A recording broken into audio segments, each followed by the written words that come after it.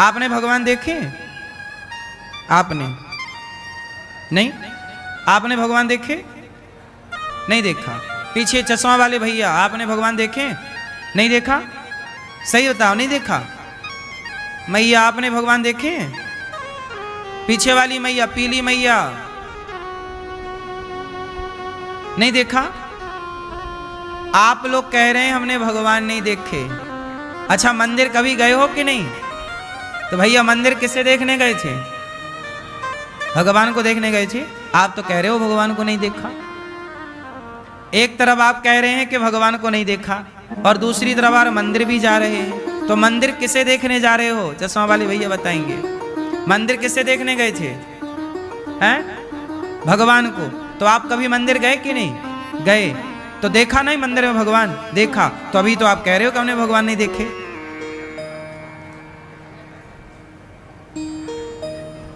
देखो,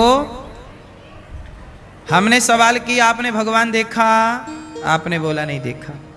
देखो, आप सबने भगवान को बार बार देखा है। आप सबने भगवान को एक बार नहीं, बार बार देखा है, लेकिन आप मानने को तैयार नहीं। जैसे रावण राम को कई बार देख चुका, पर रावण राम को भगवान मानने को तैयार नहीं। कंस ने कृष्ण को कई बार देखा, पर कंस कृष्ण को भगवान मानने को तैयार नहीं। शिशुपाल ने भगवान को कई बार देखा, पर शिशुपाल भगवान को भगवान मानने को तैयार नहीं। वो गालियां देता है। भगवान कृष्ण को 100 गालियां पर डे रोज देता है। जैसे शिशुपाल के सामने कृष्ण कन्हैया खड़े हैं, पर वो मानने को तैयार नहीं, पहचान नहीं पा रहा है। दुर्योधन के सामने कृष्ण खड़े हैं, पहचान नहीं पा रहा। जब कृष्ण के जमाने में कृष्ण को नहीं पहचान पाए लोग, तो आज के जमाने में कृष्ण को कितने लोग पहचान पाएंगे मेरी माँ? भगवान को वही पहचान सकता है जो भगवान के चरणों में समर्पण कर दे। कुछ अर्जुन पहचान गए। कौन पहचान गए? हाँ, अर्जुन को भी अर्जुन पहचान गए, तब ना अपना रथ सौंप दिया, प्रभु अब आप जानो आपका काम। और जब सौंप दिया तो जीत गए। हमारे आसपास ही ईश्वर होते हैं, ना जाने किस रूप में नारायण मिल जाएं, पर हम पहचान नहीं पाते। इसलिए चींटी में भी ईश्वर है, इस विश्वास से चींटी को दाना डालो। पक्षी में भी ईश्वर है, इस भाव से उसको भी दाना डालो। कुत्ते में भी ईश्वर है, इस भाव से उसे रोटी दो। गाय में भी भगवान है, इस भाव से उसे रोटी दो। पत्थर में भी ईश्वर है, क्योंकि प्रहलाद के लिए पत्थर से ही निकले, इसलिए उस पत्थर में भी ईश्वर की भावना रखो। हम कितने अच्छे लोग हैं कि हम सब में अपने परमात्मा को देखते हैं। हम एक जगह देखें ऐसा नहीं है।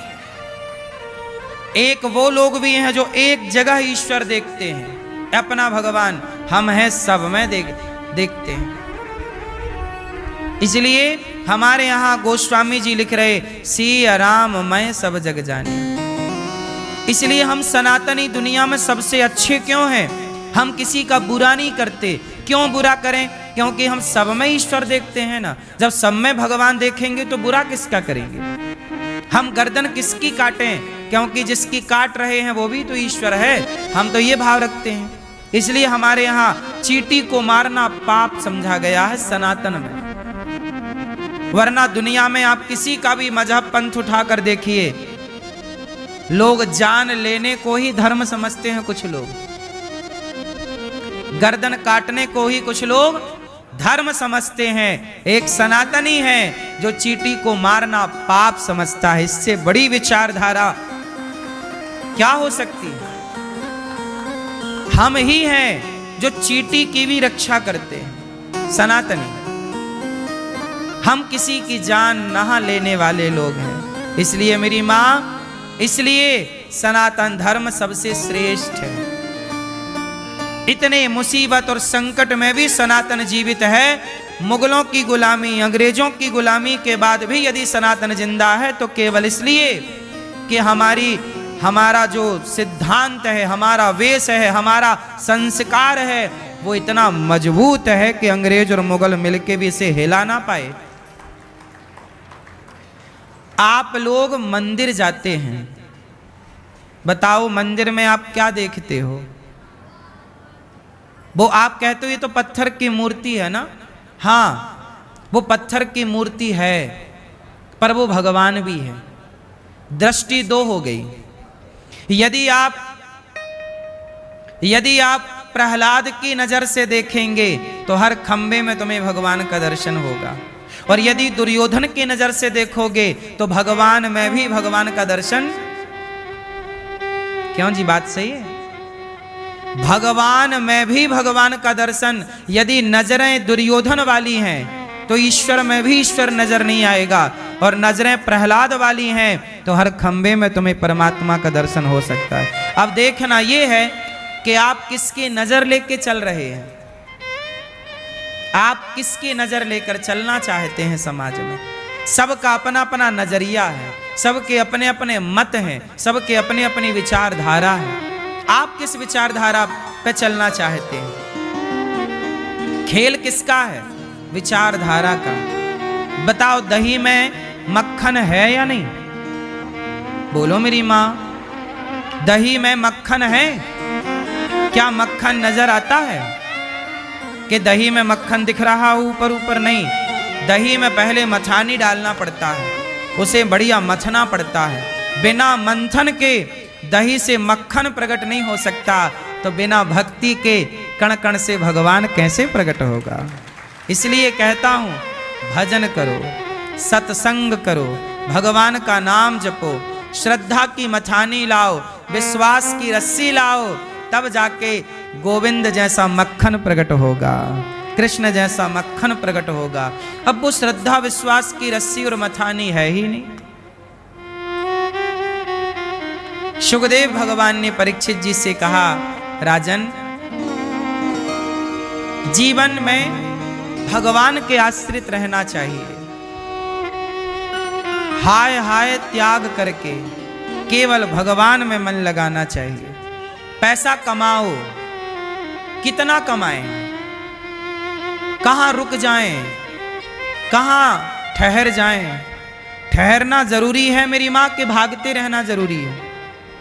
बोलो, कितना पैसा कमाना चाहिए? इतना पैसा कमाओ कि जिससे रोटी, कपड़ा, मकान, गाड़ी, शिक्षा की जरूरतें पूरी हो जाएं। इतना ही पैसा कमाओ जितने की जरूरतें हैं, हाँ या ना? इसके बाद आप जरूरतें पूरी हो जाएं तो मन भगवान में लगाओ और शांत चित्त से ईश्वर का ध्यान कर लो। क्यों? क्योंकि जरूरतें पूरी आपकी हो सकती हैं, पर आपकी इच्छाएं कभी पूरी नहीं हो सकती। जरूरत रिक्शा वाला भी पूरी कर सकता है, जरूरत एक सामान्य सा व्यक्ति भी पूरी कर सकता है, पर इच्छाएं तो रावण भी पूरी ना कर सका। आपको पता है रावण की इच्छाएं क्या थी? रावण की इच्छा थी कि वो लंका से स्वर्ग तक सीढ़ी बनाना चाहता था, पर नहीं बना पाया।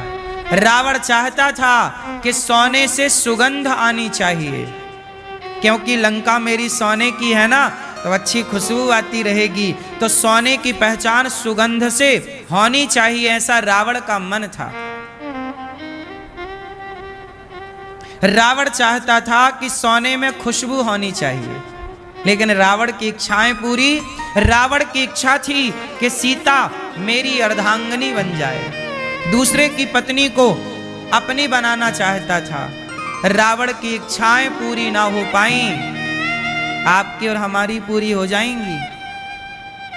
रावण क्यों मर गया? इच्छाओं के कारण। बोलो हाँ, रावण क्यों मरा? रावण की इच्छा ना होती सीता मां को देखने की या चुराने की, तो क्या रावण मरता? नहीं, रावण तो बिल्कुल अमर जैसा ही था। क्यों भैया? रावण अमर जैसा ही था। कौन मार सकता था उसे? गलती कर दी उसने, सीता मां को गलत नजरों से देख लिया। इच्छाएं मार डालती हैं। अच्छा एक बात बताओ, मछली पकड़ने वाला जो मछुआरा होता है वो एक कांटा लेता है लोहे का, उसमें मांस का टुकड़ा लगाता है और पानी में डाल देता है। छोटी मछली आती है, मछली को लगा मांस है और गप करती है तो उसके मुंह पे कांटा चुभ जाता है और पकड़ में आ जाती। यदि मछली को इतना ज्यादा खाने का लालच ना होता तो मछली क्यों मारी जाती? बोलो। मछली समुद्र में गहरे पानी में रहे तो काहे मारी जाए? वो उछले पानी में आती है ऊपर कुछ खाने पीने के लिए, वो मारी जाती है। यदि इच्छाएं ना हो तो व्यक्ति कभी परेशान नहीं हो सकता। आपको परेशान कौन करता है? इच्छाएं। जैसे हाथी को पकड़ने वाला क्या करता है? एक गड्ढा खोदता है और नकली हथनी बना के उस गड्ढे में रख देता है। गड्ढे में ऐसे घास वास डाल देता है, ऊपर से लकड़ी वकड़ी और उसके ऊपर हथनी नकली खड़ी कर देता है। हाथी हथनी का बड़ा आदी है। वो हथनी के पास जाता है, गड्ढे में गिर जाता है और पकड़ा जाता है। हाथी स्पर्श करना चाहता है हथनी को, इसके इच्छाएं हैं, इच्छा के कारण पकड़ा गया। इसलिए पक्षी आकाश में उड़ता है लेकिन बहेलिया उसे पकड़ने के लिए जाल बिछाता है और दाना डालता है। एक साथ इतना दाना पड़ा है, पक्षी भी ललचा जाता है कि बिना मेहनत करे मिल रहा है, चलो खाते हैं। वो खाने आता है, वो पकड़ जाता है, जाल में कैद हो जाता है, पिंजरे में चला जाता है। पक्षी की इच्छा ना होती, तू उड़ने वाला था, तुझे इतने टाइम से पता नहीं चला कि दाना कैसे मिलता है। लालच। इसलिए कहते हैं मक्खी गुड़ में गड़ी रहे, पंख रहे लिपटाए, हाथ मलहे और सिर धोने, लालच बुरी बलाए। यदि व्यक्ति मारा जाता है लालच के कारण, इसलिए कहता हूं जिंदगी जीनी चाहिए, जरूरतें पूरी कर लो पर अधिक लालच ना करो, क्योंकि ये लालच आपको केवल दुख देगा, कष्ट देगा, परेशानियां देगा। इच्छाएं तंग करती हैं, परेशान करती। सच बताओ आपको परेशान कौन करता है? कौन? तो आओ भगवान की तरफ भागें, भगवान को पाने के लिए चलें। संसार की इच्छाएं क्या पूरी होंगी? मीराबाई किसकी ओर भागी? जगत की ओर कि जगन्नाथ की ओर? मेरे तो गिरधर गोपाल दूसरो न कोई, भगवान के सिवा कोई अपना नहीं है, ऐसा मीराबाई ने कहा। आप भी कहो ना कि मेरा भगवान के सिवा कोई नहीं है, पर आप क्या कहते हो? ये मेरा, ये मेरा, ये मेरा। सत्याम क्षितौ किम कशिपो प्रयासैर, बाहौ स्वसिद्धे युपवर्हणै किम, सत्यंजलौ किम पुरुधान्य पात्र्या, दिग्वल्कलादौ सति किम दुकूलै, चीराणि किम पथि न सन्ति दिशन्ति भिक्षाम, नैवांग्रिपाः परभ्रतः सरितोप्य शुष्यन्। क्या बताएं मेरी माँ, परमात्मा जितना देता है उसमें संतुष्ट होना, यही हमारे धर्म ग्रंथ सिखाते हैं। संतुष्टि मूल रूप से क्या होनी चाहिए आपके जीवन में? संतोष। जितना है संतुष्ट हो। सबसे बड़ा धन कौन सा? गौधन, गजधन, बाजधन और रतन धन खान, जब आवे संतोष धन, सब धन धूरी समान। भगवान सुखदेव जी का दिव्य ज्ञान राजा परीक्षित जी ने सुना। भगवान नारायण से ब्रह्मा जी और ब्रह्मा जी को चतुश्लोकी भागवत का वर्णन सुनाया। जब विदुर जी महाराज मैत्रेय जी के पास गए, कहा कि भगवान ये सृष्टि किस तरह से करते हैं, तब सृष्टि का क्रम बताया। ध्यान से सुनना। मैया ये संसार कैसे बना, आओ जरा बताते हैं इसे। सबसे पहले भगवान नारायण की नाभि से कमल उत्पन्न हुआ। कौन हुआ? जोर से। इसलिए कमल भगवान नारायण की सृष्टि में है, ब्रह्मा जी की सृष्टि में नहीं है। कमल को ब्रह्मा जी ने नहीं बनाया, कमल को किसने बनाया? भगवान नारायण ने बनाया। इसलिए जब भगवान प्रकट होते हैं तो हाथ में कमल लेकर के प्रकट होते हैं, क्योंकि कमल ब्रह्मा जी की सृष्टि नहीं है। इसलिए भगवान की आंखों की उपमा कमल से दी जाती है, भगवान की सुंदरता कमल से दी जाती है, क्योंकि कमल ईश्वर का बनाया। कमल में ब्रह्मा जी प्रकट हुए और ब्रह्मा जी से कहा सृष्टि करो, तो ब्रह्मा जी ने ऋषियों को प्रकट किया। इसके बाद ब्रह्मा जी के शरीर से मनु और शत्रुपा प्रकट हुए। कौन कौन प्रकट हुआ? मनु शत्रुपा से। फिर ब्रह्मा जी से वाराह भगवान प्रकट हुए, इन्होंने पृथ्वी की स्थापना की, हिरण्याक्ष को मारा और पृथ्वी की स्थापना की। इसके बाद मनु शत्रुपा की 5 संतानें हुई, पृथ्वी स्थापित हुई। हम सब मनु की संतान होने से, हमें मनु की संतान होने से मनुष्य कहा जाता है। मनु की कितनी बेटियां हुई? 3। और कितने बेटे हुए? इस धरती पर पहले बेटा आया कि बेटी आई? कौन आया? पहले बेटी आई। इसलिए स्त्री आगे होती है, पुरुष पीछे। सीता राम, सीता आगे राम पीछे। गौरी शंकर, गौरी आगे शंकर बाद में। लक्ष्मी नारायण, लक्ष्मी आगे, सीता राम, सीता आगे। माता पिता, माता, ठीक है। अच्छा, भगवान की कृपा से सृष्टि स्टार्ट हुई। 3 बेटियां मनु जी की, आकुति, देवहूति, प्रसूति। आकुति का विवाह रुचि प्रजापति से हुआ, देवहूति का विवाह कर्दम ऋषि से हुआ। कर्दम जी की 9 बेटियां हुई, कामक विमान की रचना की, और 9 बेटियों का विवाह ब्रह्मा जी के 9 मानस पुत्रों से किया। यहां से सृष्टि का क्रम बढ़ा। कर्दम जी के एक बेटा हुए हैं कपिल भगवान, जिन्होंने अपनी माता को दिव्य उपदेश किया, सांख्योपदेश किया और बताया कि किस तरह माँ के पेट में बच्चे का निर्माण होता है। मेडिकल साइंस में जो पढ़ाया जाता है, हमारे वेद पुराणों में सब कुछ लिखा है। हमारे धर्म ग्रंथ ही हमारा विज्ञान रहे हैं। पता है मेरी माँ आपको ये बात है? मनु जी महाराज के 2 बेटियां आकुति, देवहूति। आकुति का विवाह रुचि प्रजापति से, जिनके यहाँ यज्ञ भगवान, देवहूति के यहाँ कपिल भगवान। माँ ने माँ को उपदेश देकर माँ सिद्धा नाम की नदी बनकर बह गई। कपिल देव जी ने आचमन किया, गंगा सागर चले गए। अब मनु जी की तीसरी बेटी है प्रसूति। आकुति, देवहूति, प्रसूति। प्रसूति का विवाह हुआ दक्ष प्रजापति से। दक्ष की सबसे छोटी बेटी का नाम हुआ है सती। सती का विवाह हुआ भगवान शंकर से। अब यहां कथा विस्तार से सुनिएगा। भगवान शंकर का विवाह किनसे हुआ? माता सती से। एक दिन क्या हुआ कि भगवान शंकर माता सती को लेके गए, चलो कथा सुनने चलते हैं। कहाँ? अगस्त जी के आश्रम में। अगस्त जी के आश्रम में कथा सुनने गए तो शंकर जी ने तो सुनी कथा, पर माता सती को कथा अच्छी नहीं लगी। और कथा जब आप नहीं सुनेंगे तो क्या पैदा होगा? संदेह। क्या होगा मेरी मां? माता सती को संदेह पैदा हो गया।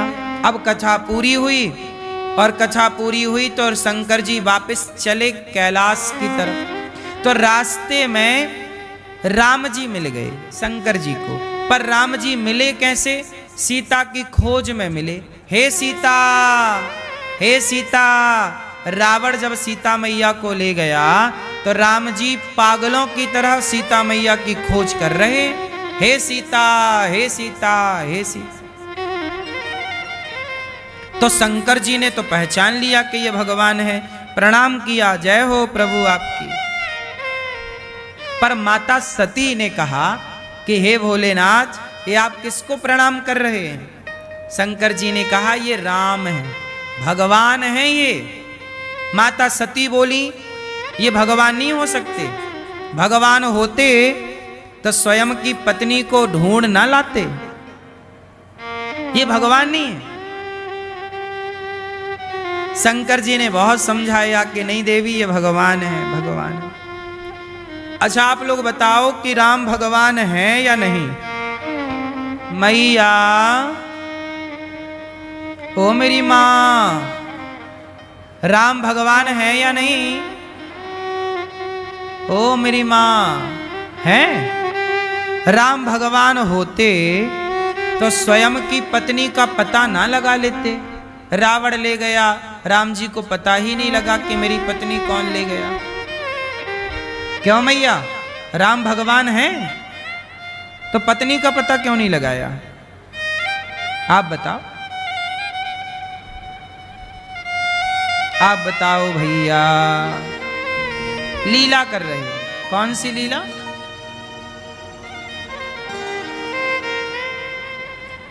क्यों भैया, राम भगवान है कि नहीं है? हैं? तो फिर पत्नी का पता क्यों नहीं लगा पाए? क्यों नहीं लगा पाए? भैया बताएंगे हमारे पीछे वाले। राम भगवान है या नहीं है, तो पत्नी का पता क्यों नहीं लगा पाए? हैं? कोई था नहीं? लक्ष्मण जी तो थे। कौन चाहिए था बता? हैं? दूरबीन, गुप्तचर। तो मतलब भगवान को कोई जानकारी चाहिए तो गुप्तचरों से मिलती है कि भगवान तो सर्वज्ञ हैं, भगवान तो सब जानते हैं। भगवान को भी यदि जानकारी गुप्तचरों से मिलने लग जाए तो गुप्तचरों को तो आप ही खरीद लो भाई साहब, 100 रुपये ले लो, जरा ये वाली जानकारी दे देना भगवान को। भगवान गुप्तचरों से जानकारी नहीं लेते, भगवान तो आपको 24 घंटे अपनी आंखों से देखते हैं। लाख आंख से देख रहा है तुझे देखने वाला, सच की खेती कर ले चतुर नर, समय गुजरता जाता, मेरे मालिक की दुकान में सब लोगों का खाता। जब परमात्मा के बारे में ये कहा गया कि कर्तुम अकर्तुम अन्यथा कर्तुम सर्व सामर्थ, वो परमात्मा सब जानता है। जब सब जानता है तो सीता मां चोरी हो गई, भगवान राम जान क्यों ना पाए? सवाल ये। हाँ हाँ, भगवान राम जानते सब कुछ थे, पर जान कर भी अनजाने बने थे। क्यों अनजाने बने हैं? क्योंकि यदि राम जी रावण को मार देते हैं तुरंत और सीता मैया को वापस ले आते हैं तुरंत, तो फिर हनुमान जी का लंका जाना, लंका जलाना, फिर हनुमान जी की महिमा कैसे बढ़ेगी? हनुमान जी की महिमा बढ़ानी है। फिर विभीषण को शरणागति कैसे कराएंगे? तो विभीषण की महिमा बढ़ानी है। भगवान को अपनी लीला से अपने भक्तों का यश बढ़ाना होता है। भैया फोन लगा के पूछने लग गए किससे आप? रावण से इतनी बात चालू हो गई? कहां भाई साहब?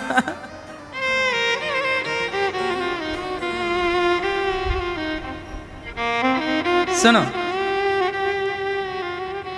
आप किसी से फोन लगा के पूछने लग गए कि सीता मैया राम जी को क्यों नहीं पता लग पाई? लाइफ लाइन है।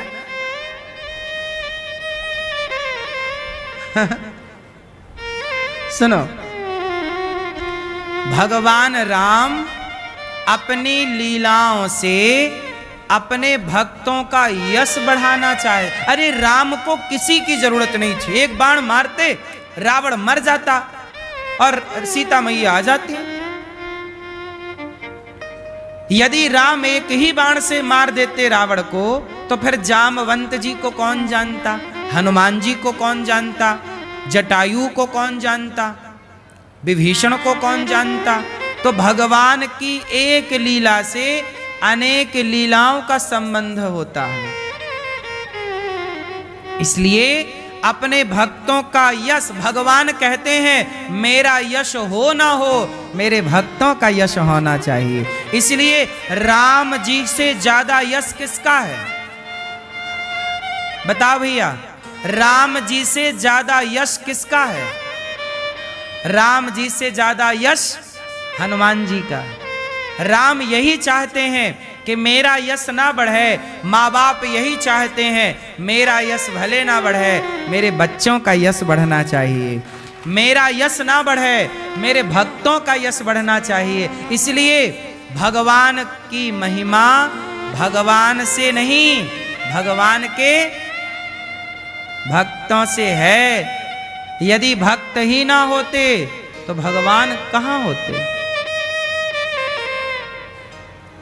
ध्रुव ना होते, प्रहलाद ना होते, हनुमान जी ना होते, विभीषण ना होते, केवट ना होते, शबरी ना होती, तो बताओ राम की कथा ही ना होती फिर? बोलो, राम की कथा राम से है कि राम के भक्तों से है? राम कथा से शबरी को हटा दिया जाए, हनुमान जी जैसे भक्त को, विभीषण जैसे भक्त को, जामवंत जी भक्त को, केवट जैसे भक्त को, निषाद भक्त को, भरत जी जैसे भक्त को, लक्ष्मण जी जैसे भक्त को हटा दिया जाए तो अकेले राम बचेंगे क्या? राम की सुंदरता राम से नहीं है, राम की सुंदरता, भगवान की सुंदरता भगवान के भक्तों से होती। इसलिए भगवान अपने भक्तों को बहुत प्यार करते हैं। हनुमान जी से क्या कहते हैं? तुम मम प्रिय, हे हनुमान तुम मम प्रिय भरतहि सम भाई। तुम मुझे इतने ही प्रिय हो जितना प्रिय मुझे मेरा भरत है। बहुत प्रेम करते हैं भगवान। इसलिए राम सब जानते हैं कि रावण लेकर गया, पर ढूंढ पेड़ पौधों से पूछ रहे हैं, लीला चल रही है। माता सती को शंकर जी ने समझाया कि ये भगवान है, भगवान है। माता सती नहीं समझी। माता सती बोली ये भगवान होते तो पागलों की तरह पत्नी पत्नी क्यों चिल्लाते, सीता सीता क्यों चिल्लाते? हे सीते, हे सीते, हे खग मृग, हे मधुकर श्रेणी, तुम देखी सीता मृग नहीं। शंकर जी ने खूब समझाया पर माता सती समझने को तैयार। अच्छा ये बताओ, जब आप किसी को खूब समझाएं और वो ना समझे तो आपको क्या करना चाहिए? बोलो, क्या करना चाहिए? भगवान पे छोड़ देना चाहिए। जब तुझसे ना सुलझे तेरे उलझे हुए धंधे, तब भगवान के इंसाफ पे छोड़ दे ऐ बंदे, वही तेरी मुश्किल आसान करेगा। जो तू ना कर सका वो भगवान करेगा। जब आपको समझ ना आए, कुछ रास्ता ना सूझे, ईश्वर पर छोड़ दीजिए। शंकर जी ने बहुत समझाया सती माता को, मान जाओ ये राम है, भगवान है। नहीं मानी, तब शंकर जी बोले कि अब तुम जानो तुम्हारा काम जानो, तुम्हें क्या करना है? सती माता बोली मैं परीक्षा लूंगी। शंकर जी बोले अब हुई है सोई जो राम रचि राखा, को करी तर्क बढ़ा वही शाखा। अब होगा वही जो राम को, जब आपके लाख समझाने पर भी कोई ना समझे तो समझना कि ये अब ईश्वर की इच्छा से सब काम हो रहा है। आपके समझाए कोई समझ जाए तो समझो कि ईश्वर की कृपा है, पर यदि ना समझे तो समझ लो ये ईश्वर की लीला है। परमात्मा कुछ लीला रच रहे हैं। जैसे भगवान कृष्ण शांति दूत बन करके गए थे दुर्योधन के घर कि भैया 5 गांव दे दे पांडवों को। क्या बोला दुर्योधन? सुई की नोक बराबर भी मैं नहीं दूंगा। हे केशव बिना युद्ध के मैं सुई की नोक बराबर भी नहीं दूंगा। सोचिए, भगवान कृष्ण समझा रहे हैं दुर्योधन को, नहीं समझा। क्यों नहीं समझा? जब नाश मनुज पर छाता है, पहले विवेक मर जाता है। विनाश काले, विनाश काले